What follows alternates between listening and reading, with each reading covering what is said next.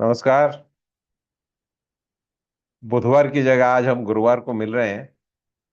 तो कल कुछ कारणवश मैं आ नहीं पाया। कुछ काम था। तो स्वागत है आप सबका। कल एक घटना हो गई। अ, दोपहर के समय मैं गैराज से लेकर के अपने घर तक आया। तो धूप थी लेकिन उतनी ज्यादा नहीं थी। और शाम के समय फिर मुझे ऐसा लगने लगा जैसा कुछ फीवरिश हो रहा है। तो काफी परेशान सा हो गया। मैंने कहा हुआ क्या है। तो काफी सोचने के बाद मुझे समझ आया कि ये है तो अप्रैल का महीना। लेकिन अप्रैल के महीने में भी इतनी ज्यादा धूप चल रही है और गर्मी बहुत बढ़ गई है। तो कह रहे हैं कि इतनी गर्मी कभी हुई नहीं है। और विश्व में ये भी मैंने पढ़ा कि विश्व में सारे देशों में भारत में ही सबसे ज्यादा गर्मी हो रही है। तो ठीक है, ये कोई फ्रीक कंडीशन होगा। लेकिन मेरा ये आप सबसे अनुरोध है कि इस गर्मी को हल्के से न लें। ये महसूस नहीं हो रही है। थोड़ा सा आप धूप में जाएंगे तो लगेगा बहुत ज्यादा नहीं है, बट ये असर कर देती है। ये आपके सिस्टम पे असर कर देती है। तो जहां तक हो सके आप 12 बजे से लेकर 4 बजे तक बाहर ओपन धूप में जाना अवॉइड करें। और अगर कुछ धूप में जाना जरूरी हो तो दो चीजें करिएगा। एक तो या तो छाता वाता साथ ले लीजिए। दूसरी बात यह है कि कम रास्ते पे अगर आप जा रहे हैं तो जहां जहां शेड है तो वहां से होकर के जाइए। ये काफी जरूरी है क्योंकि ये गर्मी जो है इसकी आदत हमें नहीं है। अप्रैल महीने में इतनी गर्मी होती नहीं है और हमारा जो रिदम है हमारे बॉडी का, वो रिदम वो हमें मई महीने में जून महीने में इस गर्मी के साथ में वो एडजस्ट कर देता है। लेकिन अचानक अप्रैल महीने में जो गर्मी आई है तो शायद हमारा सिस्टम हमारा रिदम उसको पकड़ नहीं पा रहा है। तो मेरी आपसे गुजारिश यही रहेगी कि अपने आप को बचाएं, इस गर्मी से बचें। और जहां तक हो सके धूप में न जाइए। और पानी काफी पीते रहिए। ये बहुत अजीब सी एक एक एक गर्मी है जो कभी भी अप्रैल महीने में इतनी आई नहीं थी। तो शरीर तो शरीर होता है, उसको अपनी समझ नहीं है। वो सिरकाडियन रिदम और अपने लूनर फेजेस और आपकी मौसम के हिसाब से वो अपने आप को तैयार करता है। इसकी तैयारी हमारे शरीर को शायद नहीं है। तो टेक केयर, अपने आप का ख्याल रखिए। हो सके तो 12 से 4 बजे तक बाहर न जाइए और पानी पीते रहिए। एंड आंखों का ध्यान रखिएगा कि सबसे ज्यादा इफेक्ट जो है ये आपकी इस एरिया में गर्मी का इफेक्ट ज्यादा होता है। तो take care of your eyes. तो आज की बात शुरू करते हैं। मेरे बैचमेट और बहुत अच्छे मित्र हैं यूपी सिंह, उपेंद्र सिंह हैं वो। तो अभी कुछ साल पहले ही गवर्नमेंट ऑफ इंडिया से टेक्सटाइल सेक्रेटरी के पोस्ट से वो निवृत्त हुए, सेवानिवृत्त हुए। और उन्होंने कल एक पोस्ट डाली थी तो मैं पढ़ा तो मुझे बहुत अच्छा लगा। तो उन्होंने कहा है कि देख, एक चीज होती है जिसको कहते हैं Ben Franklin effect, Benjamin Franklin effect.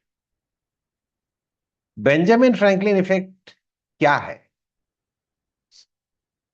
एक व्यक्ति है जो अमेरिका में रहता है फॉर एग्जाम्पल, और उसकी माँ भारत में है। उन्होंने उसकी मदर ने कहा कि मैं अचार भेजना चाहती हूँ तुम्हारे लिए। तो लड़का कहता है कि आप अचार मत भेजिए, वैसे अचार तो यहाँ मिल जाते हैं। आप इतने दूर से भेजेंगे, उसकी शिपिंग कॉस्ट और ये सब मिल करके यहाँ पे 4 अचार खरीद लूंगा, उतने में आपका एक अचार आएगा। कह करके तो वो निकल गया। लेकिन हुआ क्या?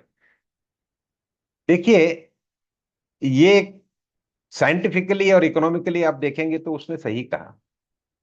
या एक बाप है जो अपने बेटे को लंदन में फोन करके कहता है कि बेटा, तेरा तेरी जरूरत के लिए मैं ना 5,000 रुपए भेज रहा हूं। और बेटा कहता है नहीं नहीं, उसकी जरूरत नहीं है, मैं तो अपना कमा लेता हूं। इसमें फर्क है। जो माँ भेज रही है अचार, उसमें आप कीमत मत देखिएगा। आपने उनको मना करके उनकी जरूरत के एहसास को मिटा दिया। जब वो बच्चा कहता है कि मैं यही खरीद लूंगा, आपको भेजने की जरूरत नहीं है, तो उसकी माँ को जो एक एहसास होता है कि मेरे बेटे को मेरी जरूरत अभी भी है, आपने उस एहसास को मिटा दिया। 5,000 रुपये कोई बड़ी चीज नहीं होती है, लेकिन शायद पिता जब अपने यंग एज में थे तो उस समय 5,000 बहुत बड़ी चीज होगी। तो जब वो कहते हैं कि मैं 5,000 भेज रहा हूं, तो उसे मना मत करिए, क्योंकि उनकी जो इच्छा है कि मैं अपने बेटे के लिए आज भी कुछ गरज रखता हूं, या मेरे बेटे को मेरी जरूरत है, इस चीज को न मिटाएं। तो बेंजामिन फ्रैंकलिन इफेक्ट क्यों कहते हैं इसको? तो उसके पीछे भी एक कहानी है कि ये 1736 की बात है। बेंजामिन फ्रैंकलिन एक लेजिस्लेचर में थे, जिसको हम विधान सभा कहते हैं। तो वहां उनके एक राइवल थे पॉलिटिकली, जो उनके दुश्मन थे, जो दुश्मन मतलब जो राइवल होता है कि भाई अपोजिंग साइड में है। तो हमेशा एक दूसरे को आर्ग्यू करते रहना, कम दिखाना वगैरह वगैरह सब करते थे, बातचीत नहीं थी। एक दिन बेंजामिन फ्रैंकलिन उस व्यक्ति के पास गए जो उनका राइवल था, और उससे कहने लगे कि भाई, आपके पास में ये जो पुस्तक है ना, ये बड़ी बेशकीमती है, मुझे कहीं नहीं मिल रही है, क्या आप मुझे ये पुस्तक देंगे? तो उस व्यक्ति ने एकदम से सोच के कहा, देखा, और बिल्कुल, क्यों नहीं दूंगा। उसने अपने लाइब्रेरी से वो पुस्तक निकाली और उसको दे दी। हुआ क्या, कहीं ना कहीं उस सामने वाले व्यक्ति के मन में एक एक एक भावना जागी कि इसको मेरी जरूरत है। कुछ महीनों के बाद कहते हैं कि बेंजामिन फ्रैंकलिन और वो व्यक्ति बहुत गहरे दोस्त बन गए, और बहुत अच्छे दोस्त रहे हमेशा के लिए। तो जब आप किसी के मन में एक भावना जागृत करते हो कि भाई तुम्हारी जरूरत है मुझे, आप उसका उसका मान बढ़ा देते हो, उसका सम्मान बढ़ा देते हो, उसकी खुशियां बढ़ा देते हो। तो इससे आप किसी को वंचित मत रखिए। आप कहीं से आ रहे हैं और आप आपका मित्र आपसे कहता है कि अरे मैं एयरपोर्ट आता हूं तुमको लेने के लिए। तो आप कह देते हैं, अरे नहीं नहीं छोड़ो यार, मैं उबर में आ जाऊंगा, क्यों तकलीफ उठाते हो। कहना, देखिए आप तो सही कह रहे हैं, क्योंकि आप चाहते हैं कि उसको तकलीफ ना हो, लेकिन आप ये भी समझिए कि उसकी जो एक खुशी है कि मेरे दोस्त को मैं लेने जा रहा हूं, कहीं ना कहीं मेरे दोस्त के मन में मेरी जरूरत है, उस भावना को आप किल कर रहे हो, आप उसको मार रहे हो। तो यदि कोई कहे तो कहना, अरे वाह जरूर आओ, क्या करेंगे, एयरपोर्ट में मिल करके पहले कॉफी पी लेंगे, उसके बाद साथ चलते हैं। क्यों नहीं? हर समय हम इकोनॉमिकली पैसे बचाने के लिए, तकलीफ बचाने के लिए हम ऐसी चीजें बोल देते हैं। हम ये भूल जाते हैं कि सामने वाले को शायद उसमें खुशी मिलती है। उस माँ को पता है कि ये अचार वहां मिल जाता है, लेकिन जब वो भेजती है तो कहीं ना कहीं वो एक एहसास महसूस कर रही है कि मेरे बेटे को मेरी जरूरत है। तो उस एहसास को मत मिटाइए, यही मेरी गुजारिश है। इस चीज के बारे में सोचिएगा, क्योंकि एक जगजीत सिंह चित्रा सिंह की एक गजल थी कि मुझे एहसास दिला दो कि मैं जिंदा हूं अभी। बहुत जरूरी है, ये एहसास होना चाहिए, क्योंकि हम लोग भूल जाते हैं कि ये यात्रा बहुत छोटे समय की है। आज से 200 साल के बाद में कौन है, ना आप रहेंगे ना हम रहेंगे। तो इस छोटी सी यात्रा में हर चीज को एफिशिएंसी, इकोनॉमी, इधर बचत कर लो, इधर ये कर लो, इससे कभी कभी थोड़ा ऊपर उठ के देखिएगा। ये मैं हमेशा कहता हूं कि खुशियां खरीद नहीं सकते आप। तो चीजों को आप तौलिए मत। आपके एक छोटी सी बात, आपने किसी को जाते जाते मुस्कुरा दिया, वो शायद लाख मोल से ज्यादा इंपॉर्टेंट होता है। तो इस चीज को हमेशा ध्यान रखिए, क्योंकि ये न सिर्फ सामने वाले को मदद करेगा, बट ये आपकी खुशियों को भी बढ़ाएगा। जीना क्या है, आदमी तो अकेला भी जी लेता है, उसमें कुछ नहीं है, लेकिन अगर जीवन का आनंद लेना है तो आपको अपने अंदर आनंद खोजना पड़ेगा। और वो आनंद अक्सर इससे होता है कि लोगों को मेरी जरूरत है। कहते हैं ना, सॉलिटरी कन्फाइनमेंट, अगर जेल में अकेले बंद कर दिया जाए तो आदमी पागल जैसा हो जाता है। क्योंकि उसको लगता है मैं पूरी तरह अकेला हो गया हूं। इसलिए नहीं कि वो अकेला हुआ है, इसलिए कि मेरी जरूरत नहीं है किसी को, मैं पूरी तरह से नकारा हो गया हूं। ये बहुत बड़ी पनिशमेंट है। तो लोगों को एहसास दिलाइए कि भाई आपकी जरूरत है मेरे लिए। आप लोग आते हैं, देखिए कितनी बड़ी बात बता रहा हूं मैं आपको, मेरे खुद की बात बताता हूँ। सुबह ये 7:30 बजे मैं चालू कर देता हूँ, देखता हूँ 2 लोग आए हुए हैं, तो मन में थोड़ी सी ना ऐसी कुरकुर होने लगती है कि अरे आज मैंने वेडनेसडे से थर्सडे चेंज कर लिया तो लोग नहीं आए यार। तो लोगों को मेरी जरूरत नहीं है क्या? तो फिर अचानक देखता हूँ कि 3 4 5 6 7 8 लोग आने लगते हैं, तो लगता है हाँ शायद इनको मेरी जरूरत है। तो ये जो आनंद है, ये जो खुशी मिलती है, इसका कोई तोल नहीं है, इसको आप मोल नहीं कर सकते हैं। तो इस चीज को जिंदगी में थोड़ा अपनाइए, महसूस कीजिए, लोगों को फील होने दीजिए कि भाई तुम्हारी जरूरत है। एंड दैट इज योर की टू गुड रिलेशनशिप्स। वो तो रिलेशनशिप तो होगा ही, लेकिन आपकी आंतरिक आनंद, आपके अंदर जो खुशी है वो जरूर बढ़ेगी। क्योंकि जब भी आप दूसरों को खुश कर देते हैं, आप भी खुश हो जाते हैं। Remember that. ये बहुत नैरो माइंडेड चीज है, जो इंसान सोचता है कि मैं अपनी खुशी ढूंढता हूं। ढूंढिए, लेकिन आपकी खुशी आपको अकेले नहीं मिलेगी, कहीं ना कहीं किसी और के पास मिलेगी। तो वो खुशी, जैसे हम अक्सर एग्जाम्पल में मैं कहता हूँ कि क्लास में सब लोग पास हो गए, आप पांच का आपका पूरा एक ग्रुप है, आप लोग सब साथ में कॉफी पीते, चाय पीते हैं और बहुत खुश रहते हैं, और एक उसमें से फेल हो गया, तो बाकी चारों की खुशी भी काफूर हो जाती। बिल्कुल अच्छा नहीं लगता, बोलता अरे सबका मूड जो है वहां चला जाता है कि यार ये मेरा मित्र पास क्यों नहीं हुआ। तो वो सारी खुशियां खत्म हो जाती है। खुशियां आती हैं बांटने से, दूसरों की खुशियों में। अकेला कौन खुश हो सकता है? It's very difficult. आप अपने जिंदगी में जो सबसे अच्छे खुशी के क्षण थे उसको याद करिएगा। आपने किसको बताया था? सबसे पहले किसी को तो बताया होगा ना, कभी फोन करके, कभी चिट्ठी लिखकर, कभी ऐसी सामने से जाकर के अरे भाई ये हो गया। ये खुशियां अकेली नहीं होती हैं, हमेशा बांट के की जाती हैं। तो खुशी बढ़ाने का बहुत अच्छा तरीका है, लोगों को एहसास कराइए कि वो भी आपकी जिंदगी में कुछ मायने रखते हैं, और जेन्युइनली करिएगा। तो ये एक मुझे कहना था आपसे। और इसके बाद एक बहुत इंटरेस्टिंग बात मुझे बतानी थी। एक पढ़ रहा था मैं, तो मर्सिडीज नाम की कार है, बहुत फेमस है। उसके सेफ्टी फीचर्स के बारे में मैं पढ़ रहा था कि क्या क्या सेफ्टी फीचर्स होते हैं।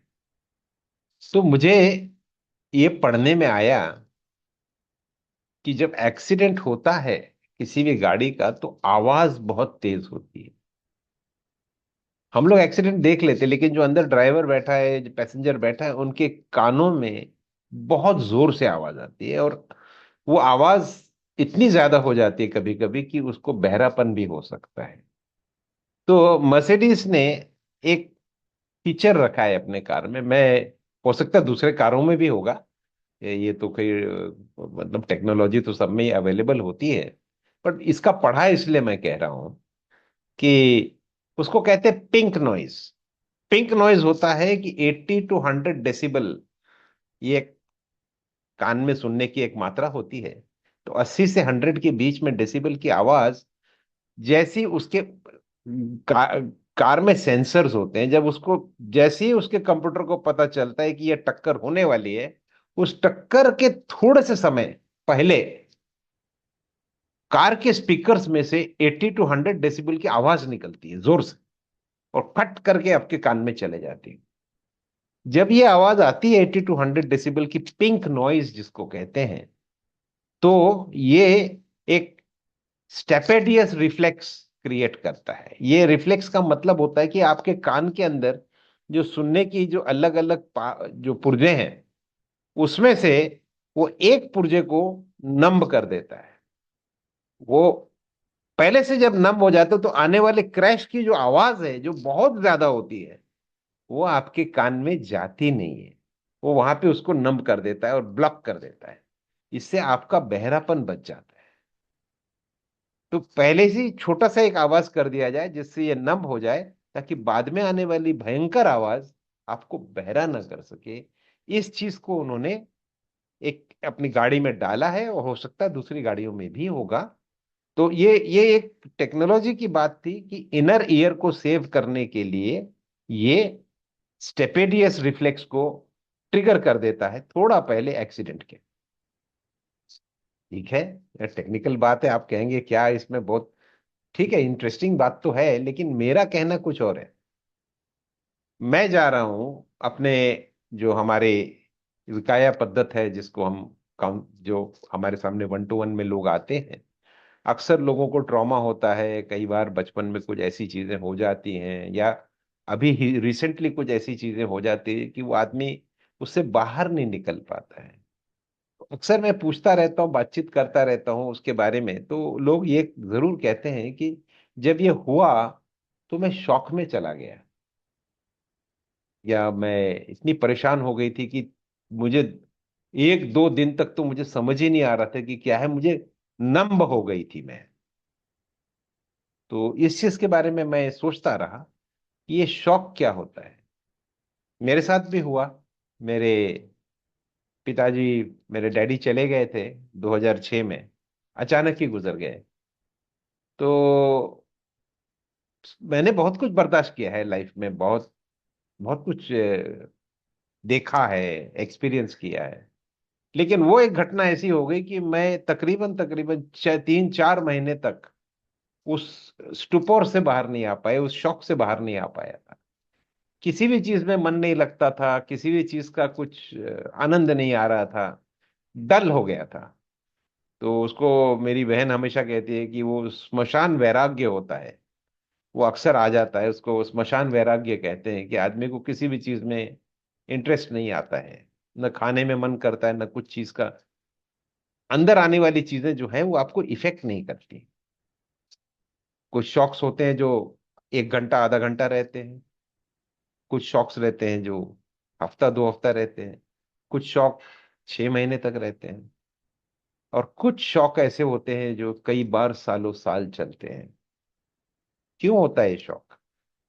ये स्टुपर क्यों हो जाता है जब आप किंग कर्तव्य विमूढ़ हो जाते हो, जब आपको आने वाले किसी भी इनपुट का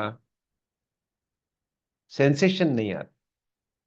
तो ये वही है, जिस तरह से पिंक नॉइज दे करके कार वाले आपके ये सारे बाद में आने वाली भयंकर चीजों को ब्लॉक कर देता है।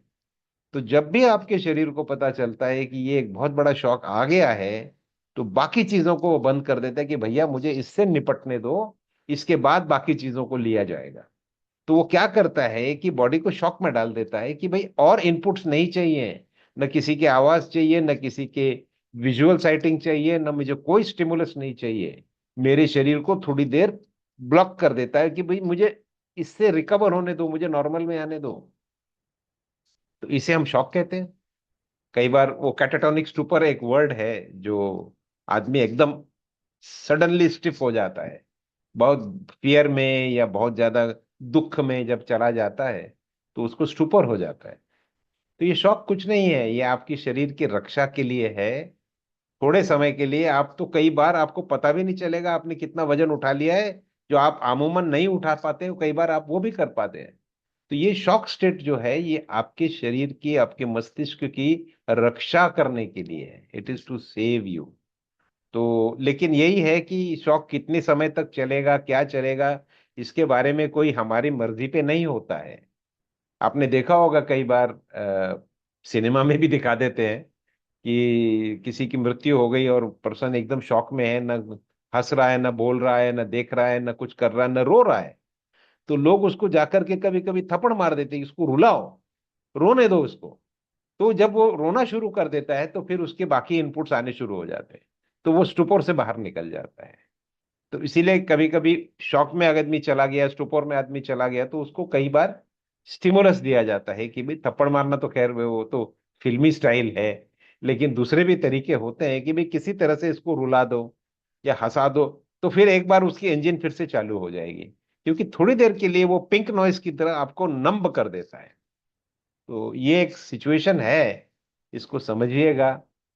और इससे ज्यादा इंपॉर्टेंट है आपको ये समझना कि कुछ कुछ लोगों को ये मीडियम लेवल या लो लेवल का स्टुपोर बहुत समय तक चलता है। तो कई बार बचपन में ट्रॉमा हो गया, अपमान हो गया, आप बिल्कुल ऐसा लगा कि भाई मैं सबके सामने पूरी तरह से बर्बाद हो गया हूँ, लोग मेरे को कैसी नजरों से देख रहे हैं, इंसल्ट हो गया। वो कभी कभी शौक है, वो कई सालों तक चलता है, और उस शौक से वो आपको एक एडजस्ट करता रहता है बॉडी, फिर आपकी बाकी चीजें आती है, लेकिन लो लेवल पर वो शौक चलता रहता है। और वो कहीं ना कहीं बाद में सिमिलर सिचुएशन आएगी तो आपको एकदम फियर स्टेट में डाल देगा, या आपको शॉक स्टेट में, या आपको सौरों में डाल देगा, आप एक्सट्रीम, पता नहीं, आप कहेंगे पता नहीं क्यों मेरे को इतना रोना आ रहा है। तो ये सारी चीजें होती हैं। तो इसके बारे में मुझे आपसे यही कहना था कि टटोलिएगा, खोजिएगा, क्या ऐसा आपके साथ हो रहा है, क्या आपकी कुछ ऐसी बिलीव्स बन गई हैं because of that particular incident. Incident बहुत होते हैं जंगल में, तो आप देखिए, आप फॉरेस्ट में जाएंगे तो हर समय कुछ ना कुछ इंसिडेंट होता रहता है, कोई किसी को खा रहा है, कोई किसी के पीछे भाग रहा है। पीस जो है वो नहीं है। तो हमारे सोसाइटी में हम यहाँ आ गए जंगल से बाहर, तो दूसरे नए नए तरह के वायलेंट या शॉकिंग इंसिडेंट्स हो जाती हैं। तो हर चीज के लिए हम तैयार नहीं होते हैं। तो अगर आपको ऐसा लगता है कि आपके साथ हुआ है तो उसको खोजने का प्रयास कीजिए। लोग कहते हैं ना, यार तुम्हारी बड़ी आदत है यार, तुम हमेशा ऐसा करते रहते हो, ये जरा सी बात हो ना तुम चिढ़ जाते हो। तो अगर कोई पैटर्न रिपीट हो रहा है तो जरा सोचिएगा, ये एक बड़ी इंडिविजुअल और पर्सनल चीज है। आप खुद में सोचिएगा कि ये अगर पैटर्न मेरे साथ हो रहा है तो इसका जड़ कहाँ है। जड़ आपको मिल गया तो बहुत अच्छी बात है, नहीं मिला लेकिन आपको एहसास हो रहा है कि कुछ ना कुछ है, it is simmering inside but I am not able to pinpoint, मैं उस पर उंगली नहीं रख पा रहा हूं। तो आपसे गुजारिश है, आप हमारे पास आ सकते हैं। मेरा एक, हमने जो नया विकाया पद्धत शुरू किया है तो बहुत पुराना, नाम नया दे दिया है मैंने, लेकिन ये आज से समझ लीजिए 17 साल से मैं इसको प्रैक्टिस कर रहा हूँ। तो आइए, सामने बैठिए, चाहे जूम पे बैठिए जैसे अभी बैठे हैं, लेकिन अकेले, मैं अकेला आप अकेले, और फिर बात करिए। मैं आपकी ये सारी चीजों में कहीं ना कहीं कुछ मदद करना चाहता हूं। मेरा परोपकार वहां है कि यदि मैं आपके कहीं डीप सीटेड ट्रॉमा को या किसी भी पुरानी किसी चीज को जो आज भी आपको तकलीफ दे रही है, सता रही है, अगर मैं उसको कुछ हद तक कम कर पाया। वैसे विकाया में हमें बहुत सक्सेस मिला है, लेकिन अ, हर केस यूनिक होता है।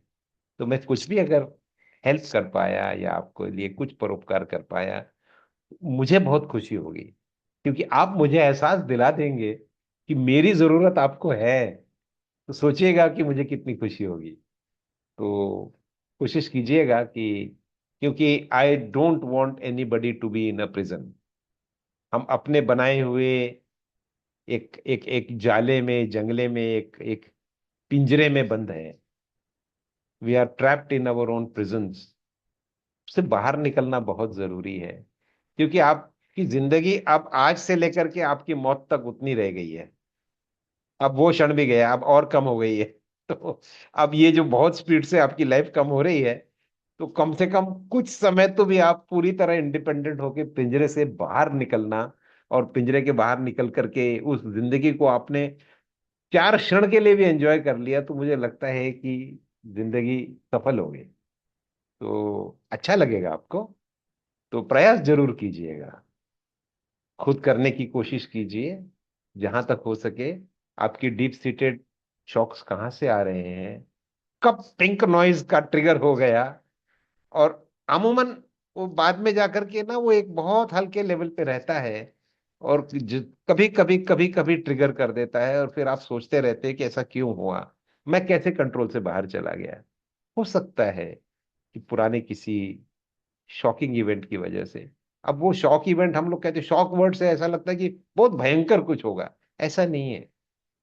छोटे बच्चे को जाते जाते कभी किसी ने कह दिया है कि ए तू क्या है, तू तो एकदम कचरा है, वो एक शब्द, वो एक वाक्य भी उसको इतने बड़े गाड़ी के एक्सीडेंट से ज्यादा हिट कर सकती है। तो इसमें कोई परिसीमा नहीं होती, इसमें कोई मात्रा नहीं होती, you can never measure it. लेकिन ये हर एक का बड़ा पर्सनल सा एक एक एक चीज है। मैं कभी भी किसी को कम या ज्यादा नहीं कहता हूं।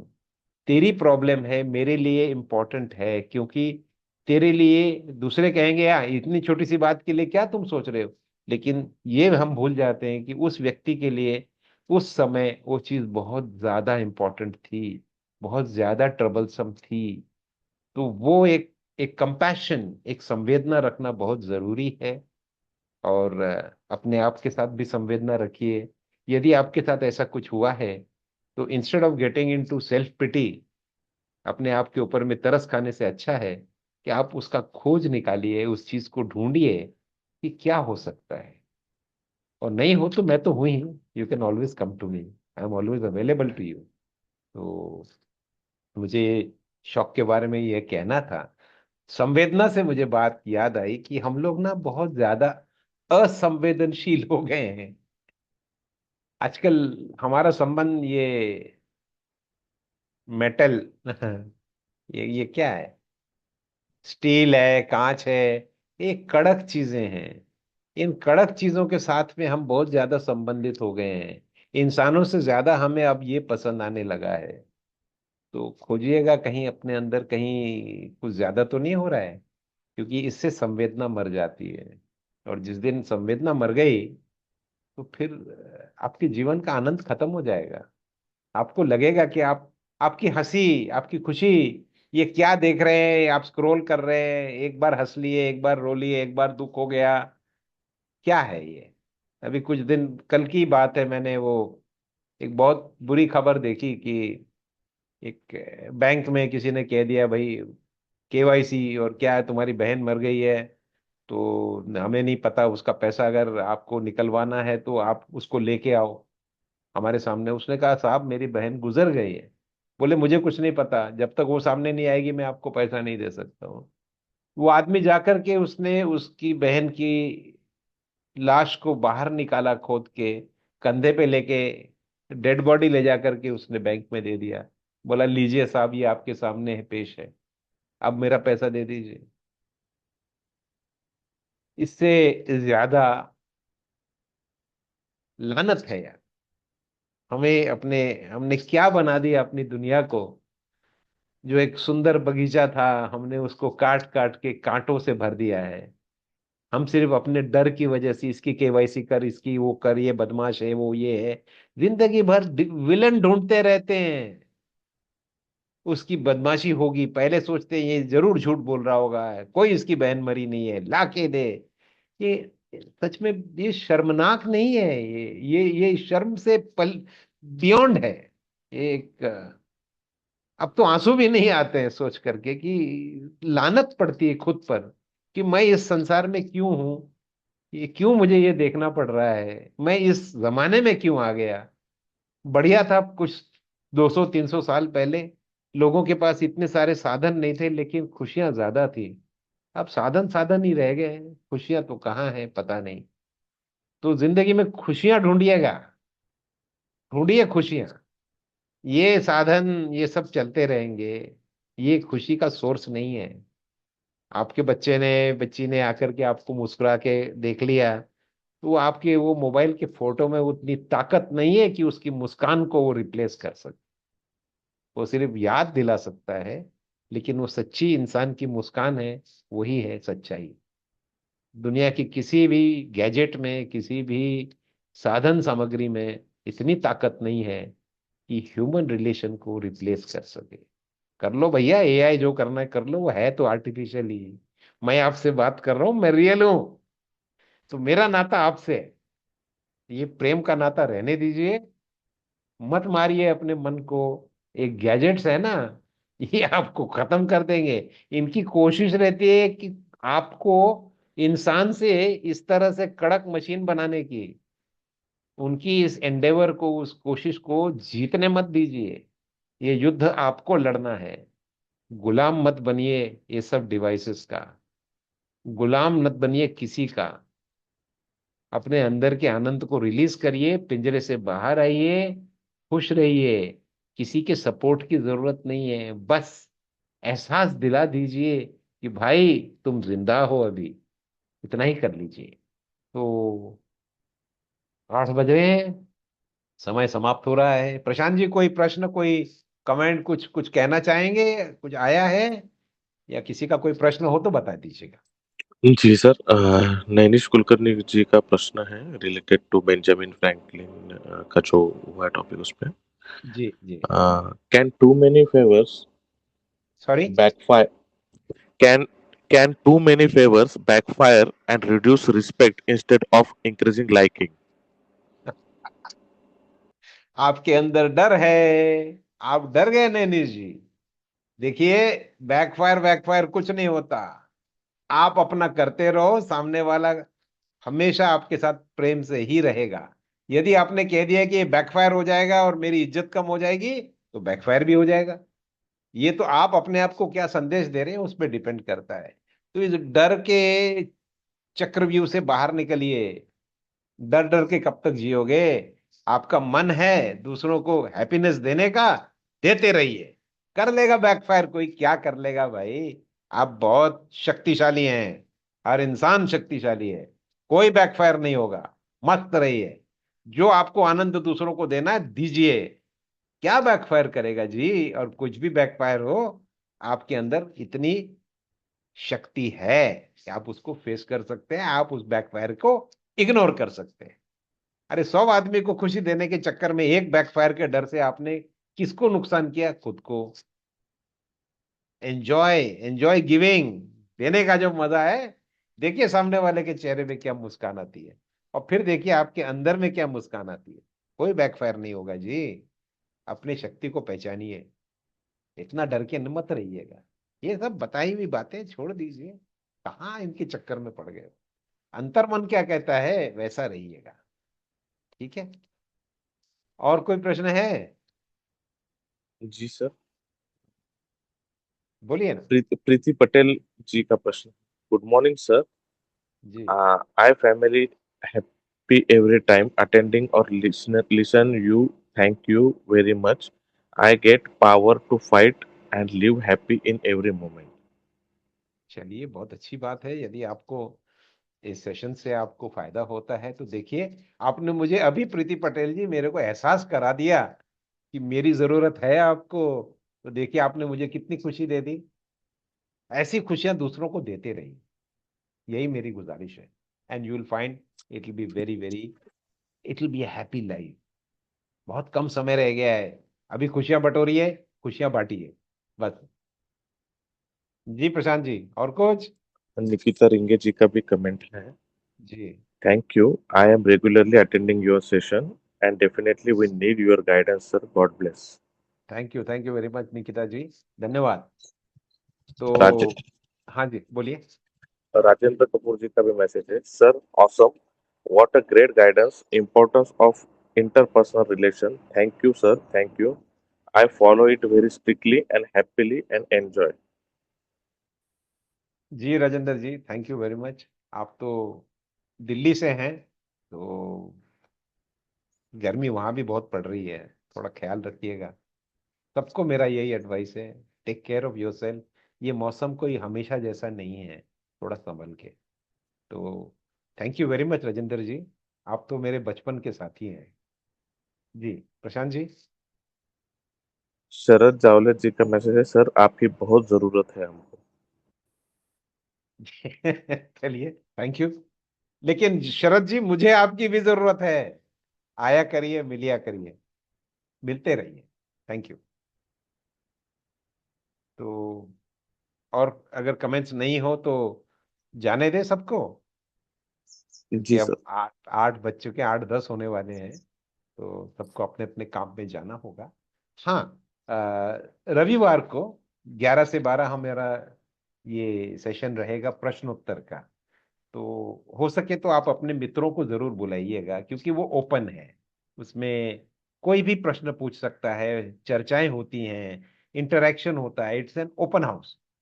तो ये वेबिनार से थोड़ा अलग होता है। उसमें टॉपिक्स आप देते हैं, आप पूछते हैं, और उस पे वो, यहाँ तो मैं टॉपिक देता हूँ या मैं बोलता हूँ, लेकिन वो प्रश्नोत्तर का कार्यक्रम बहुत इंटरेस्टिंग होता है। पिछले बार भी बहुत सारे अच्छे अच्छे प्रश्न आए थे। वेट लॉस के ऊपर में आए थे, बहुत सारी चीजों के ऊपर में आए थे। तो आप जरूर अटेंड करिए 11 बजे रविवार को, और अपने मित्रों को जरूर बुलाइएगा। तो वो जो हमारा ज्वाइनिंग लिंक होता है, उसको उनको भी भेज दीजिए, वो भी आएंगे। जितने ज्यादा लोग होंगे उतने प्रश्न आएंगे, प्रश्न ज्यादा आएंगे, आपको भी उन बहुत सारी चीजों का खुलासा हो जाएगा। सर, तो सर हाँ, प्रशांत जी। दो नए प्रश्न मैसेजेस हैं। जी। अनुपमा गायकवाड़ जी का मैसेज है, सर गुड मॉर्निंग। जी। As per your affirmations yesterday, even I felt fearless while walking darkness and few unknown males standing there. I जी। really thanks. जी, बहुत अच्छी बात है। आपने विकाया पद्धत पे मेरे साथ में जो 1 to 1 किया था, ये उसका रिजल्ट है। और मेरी आपसे मैं धन्यवाद देता हूं कि आपने, नॉट ओनली आप कल फियरलेस हुए, लेकिन आप इतने फियरलेस हुए कि आपने इस बात को सबके सामने आज इस फोरम में स्वीकार किया और बताया लोगों को। क्योंकि ये कबूल करना और ये लोगों से बताना कि I have now become fearless, वो ये भी बताता है कि पहले मुझे फियर था। तो आई एडमायर योर गट्स। मुझे अच्छा लगता है कि आपने इस चीज को ओपनली बात करने के लिए आपका मन तैयार हुआ। And I am really grateful, क्योंकि दूसरों को भी उसका फायदा होता है। दूसरे भी सोचते हैं कि भाई मैं भी फियरलेस हो सकता हूँ। तो ये जो एग्जाम्पल है, ये बहुत अच्छा रहा। धन्यवाद। प्रतिभा जी। वानखेड़े जी का मैसेज है, नाइस सेशन सर। I जी। recently started and found it very knowledgeable. जी, मेरी बहुत आपको तहे दिल से धन्यवाद देना चाहता हूँ कि आपको ये अच्छा लगा, और आपने भी मुझे एहसास कर दिया, करा दिया कि मेरी जरूरत है। सो बेंजामिन फ्रैंकलिन इफेक्ट को याद रखिएगा। Let's people know that they are needed, and they will be happiness all around. आपके आसपास ये खुशियां फैलती रहेंगी। तो मेरे ख्याल से और तो कोई कमेंट नहीं है। जी सर, है एक comment. Sunday recording not available in WhatsApp. Can please share the same link? हाँ, वो संडे का रिकॉर्डिंग अभी व्हाट्सएप पे चढ़ा दिया गया है। तो चाहे तो सोनिका जी इनको लिंक भेज दीजिएगा, प्रीति जी को। तो वो क्या हो गया था कि उसमें हमारा नंबर नहीं था। तो जब हम कहते हैं कि भाई आप विकाया के लिए आप हमें कांटेक्ट कर सकते हैं, तो यूट्यूब का जो रिकॉर्डिंग होता है उसमें नंबर नहीं आता है। तो वो कल सोनिका जी ने 1.5 घंटा बैठ करके उसको डाउनलोड करके उसमें वो नंबर डाला है। तो इसलिए वो रिकॉर्डिंग थोड़ा देर हो गई चढ़ाने में। तो आपको पता चला कि अभी तक आया नहीं है, तो इसका मतलब आप हमारी रिकॉर्डिंग देख रहे हैं, और उसके आपको इंतजार है, तो उसके लिए धन्यवाद।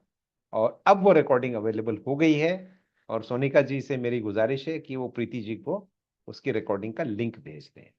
और आप सबसे मेरी गुजारिश है कि यदि आपको वो क्वेश्चन आंसर सेशन अच्छा लगा, तो आप अपने अपने दोस्तों को भेजिएगा जरूर।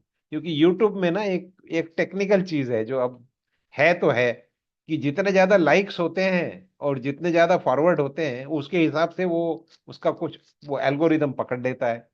तो आप सब थोड़ा थोड़ा मदद करेंगे मेरी, कि भाई एक तो उसको लाइक कर दीजिए, और एक अपने दोस्तों को फॉरवर्ड कर दीजिए। 4 5 दोस्तों को फॉरवर्ड भी कर दिया, तो कहीं ना कहीं वो यूट्यूब हमारी चीज को पकड़ लेगा।